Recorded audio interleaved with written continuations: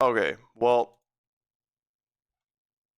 um, I forgot to talk about another type of gap in the previous video. So this is going to be a shorter version of the gaps part one, but we're going to have to make it a part one and part two. That's okay. This is going to be nice and short and simple. Don't worry. I'm not going to bore you too much. So, like we already talked about fair value gaps, there are new week opening gaps as well and new day opening gaps. Essentially, it's the same exact thing, right? It's an inefficiency, but they look a little different on the chart. What is this? 21st. This is a new day opening gap. Yes.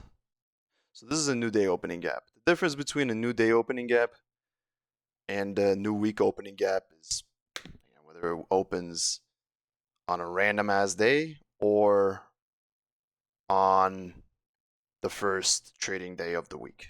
If it's on the first trading day of the week, then it's a new week opening gap. If it's on any other trading day that the gap forms in, it's just a new day opening gap. I personally just like to call it an opening gap. I don't even like to call it a new week opening gap or daily gap. Anyways, this is what they look like. So it looks like your chart is glitching. It looks like it's broken, right? If we map this out, right, from wick to wick, highest point to lowest point, this is also an inefficiency, okay? And the reason why it's an inefficiency is because for whatever reason, people wanted to buy so bad as soon as market opened that you had so many buyers coming in and so many buyers with existing orders that as soon as price came in, we didn't even open down here. We opened up here because we had so many orders. Buy orders, that is. Okay. So what does that mean? That means this level right here, this gap, hasn't even been traded at all, period.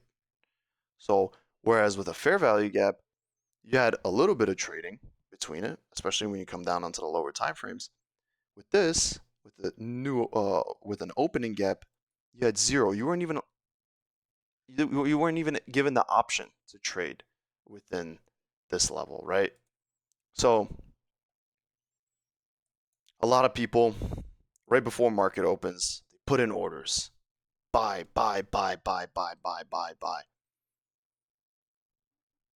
And of course, if you look at it logically, if you want to sell your position, you're a broker or whatever, and you see, okay, yo, a lot of people want to buy right now, and I have a position to sell.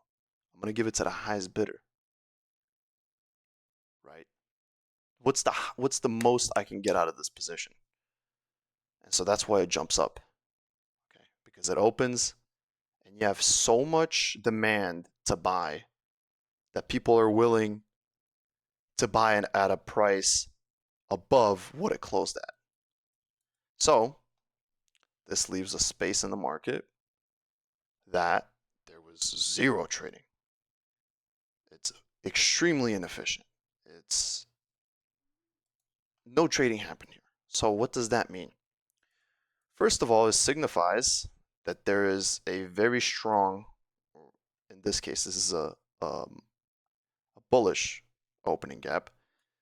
So this means there's a very strong bullish incentive into the market.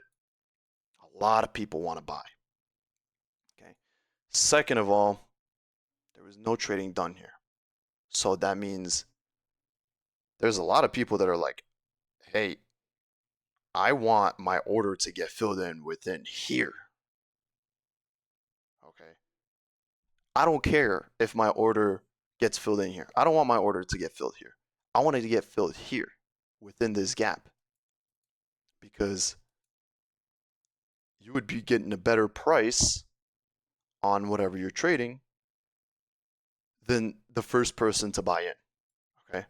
So that makes it very strong, extremely strong, not only in terms of attraction, so meaning price magnet, like what's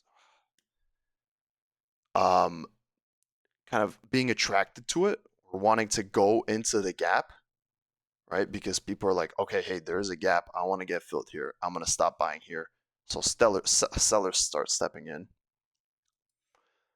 but also because you're gonna have so many people buying in here, that also gives it a very strong kind of like a support level, meaning there's a very high probability that it's gonna bounce off of it. It's gonna react off. It's gonna reject off of this gap.